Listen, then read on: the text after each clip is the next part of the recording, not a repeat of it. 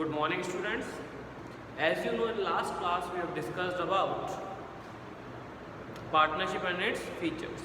In today's class we are studying its merits. The first merit of partnership is ease of formation and closure. As we know, partnership can be started only through an agreement, by way of an agreement. So we can say partnership formation is easy, and the government doesn't make a separate law for partnership. There is a separate law, but there is no compulsion of registration of partnership firm. That's why the closure is also easy. Is it clear? A partnership firm can be formed easily by putting an agreement between the prospective partner into place, whereby they agree to carry out the business of the firm and shares risk. Is it clear? There is no compulsion with respect to registration of firm. As there is no compulsion of registration of firm, the formation is easy and the closure is also easy. The next is balanced decision making. As we know, there are number of partners available in the business firm, or more than one person are available in the business firm. So the partners divided their criteria of working.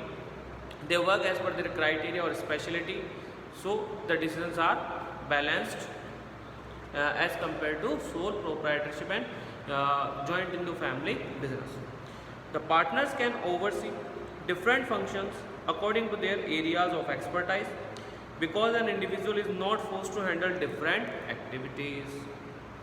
This not only reduces the burden of work, but also leads to fewer errors in judgments. कि जो judgements की error आ रही थी पहले, अब वो errors हमारे सामने नहीं हो. Clear? Next is more funds.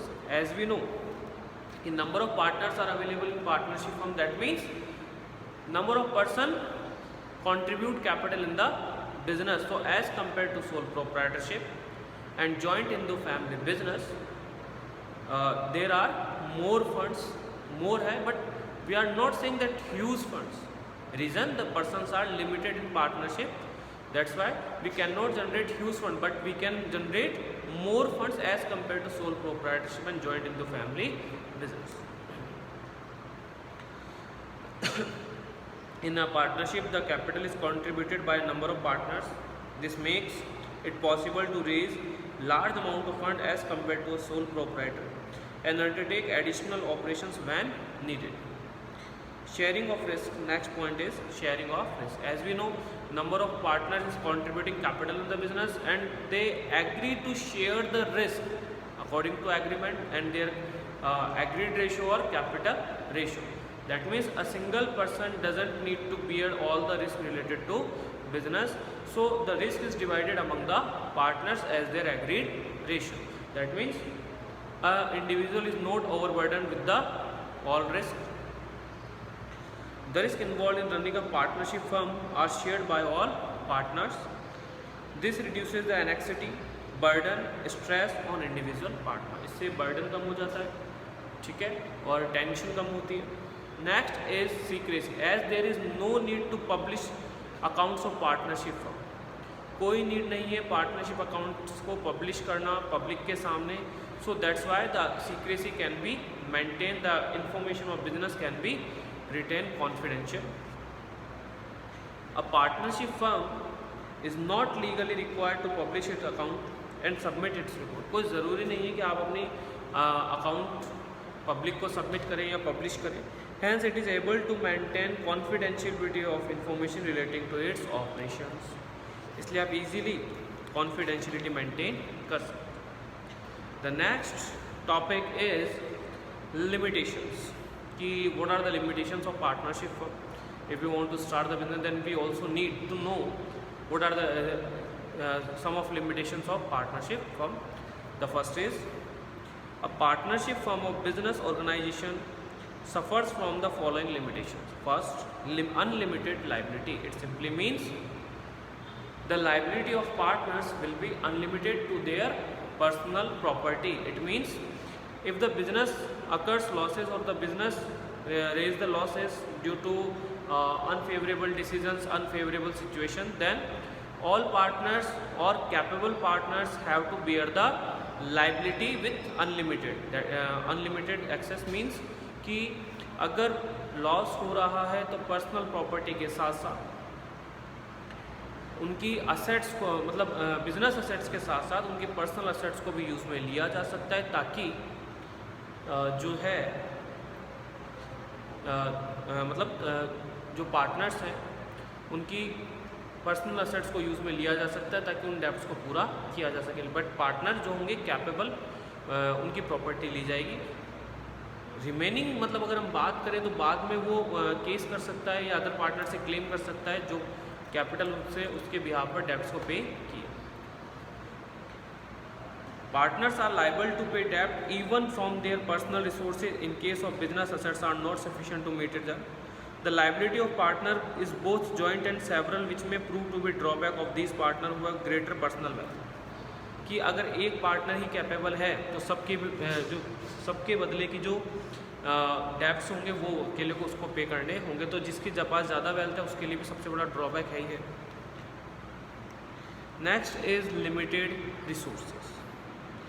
As you know कि there are number of partners can not be unlimited, number of partners can not be unlimited, limited होते हैं। इट मीन्स कि max to max it can be 50।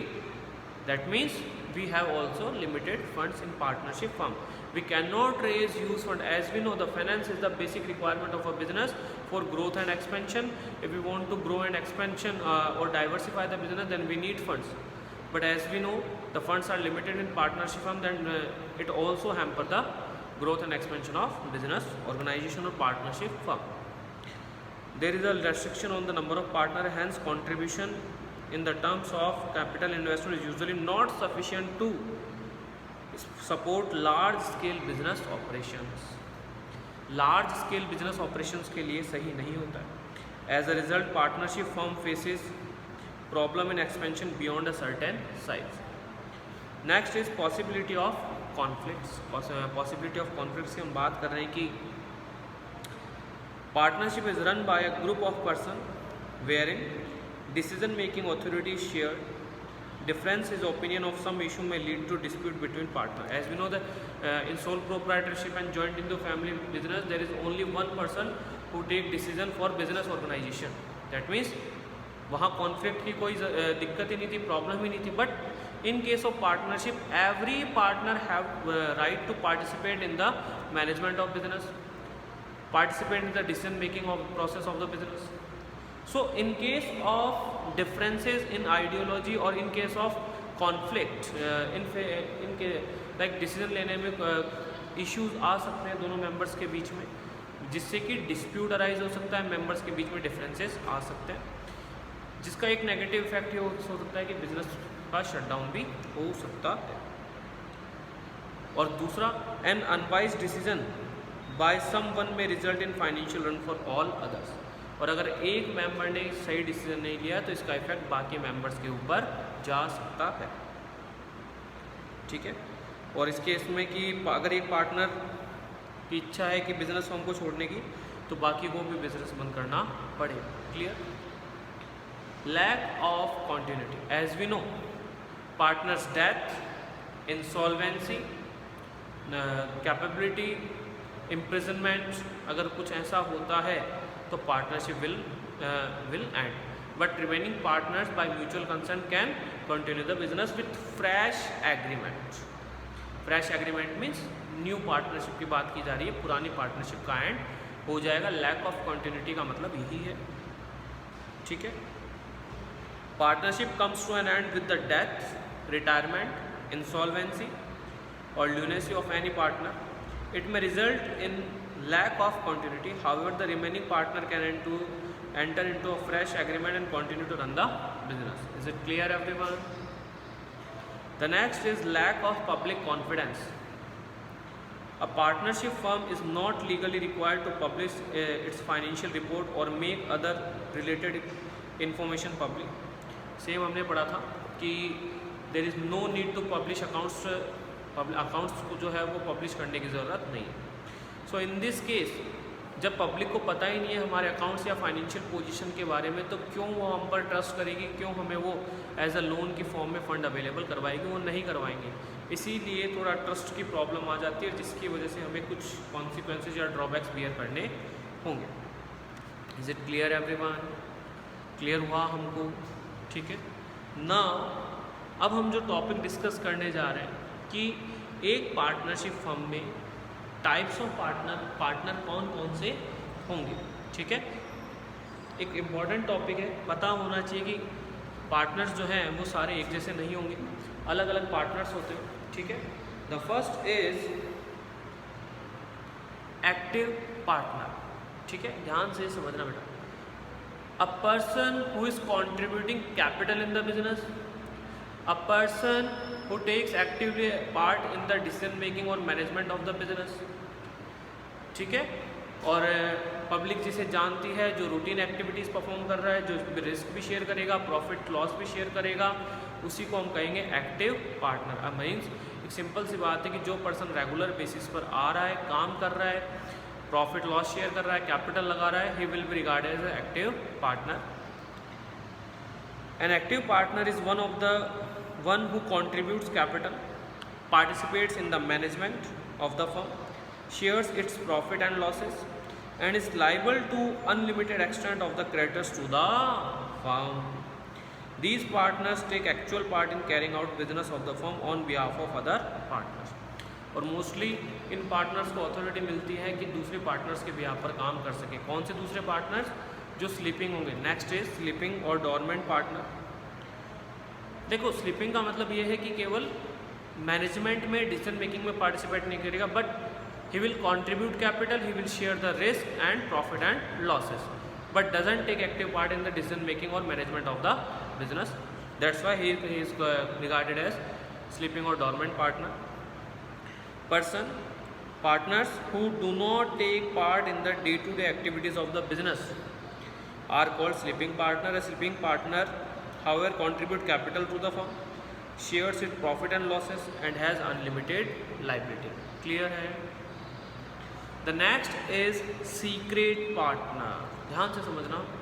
A partner जो management भी कर रहा है, a partner who contributes capital, a partner who manages the business, takes part, share the risk and losses, but public उसे नहीं जानती है कि he is a partner of the firm. Like कुछ पर्सन होते हैं ना जो कभी पब्लिक से मिलते नहीं है, पब्लिक से डील डायरेक्ट करते नहीं है। हाँ, वो आता है, बिजनेस के डिसीजन में भी पार्ट करता है, सब कुछ काम करता है, बट पब्लिक जिसे एज अ पार्टनर नहीं जानती, that will be regarded as secret partner. He is like other partners, rest of the partner, he contribute capital to the business and take parts in the management, share his profit and losses, and has unlimited liability towards the creditor. जानते नहीं, लेकिन unlimited liability उसे beer करनी ही करनी होगी। The next is nominal partner।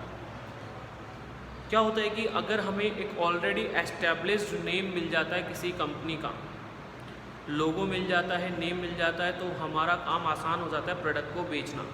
Just for example Domino's, McD की अगर हम फ्रेंचाइजी ले लेते हैं, तो एक तो वो कंडीशन, और एक हमने अपना एक पिज़्ज़ा स्टोर ओपन करते हैं, एक वो। दोनों में से स्टेबिलिटी किस केस में होगी? डोमिनोज वाले में। क्यों? वो ऑलरेडी एस्टेब्लिश हो चुका है। ध्यान से समझना। तो एक ऐसा पार्टनर जो अपना नेम यूज़ करने दे रहा है, बट ना तो वो कैपिटल लगाएगा, ना प्रॉफिट लेगा, ना लॉस लेगा, तो नेम देने के बदले वो एक ऑलरेडी एक अमाउंट ले चुका होता है जिसे हम रॉयल्टी कहते हैं। ठीक है, तो ऐसे पार्टनर को हम कहते हैं nominal partner.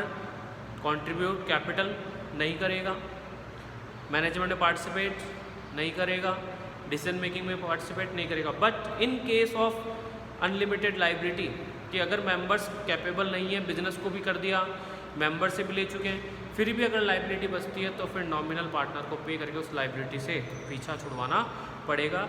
Students, so partner by estoppel and partners by holding out will be discussed in the next class. Is it clear everyone? So आज की क्लास में क्या क्या डिस्कस किया? Merits of partnership firm, demerits of partnership firm, and types of partner में कुछ points. Is it clear? Still if you have got any doubt related to this topic, you can ask through WhatsApp. Thank you, students.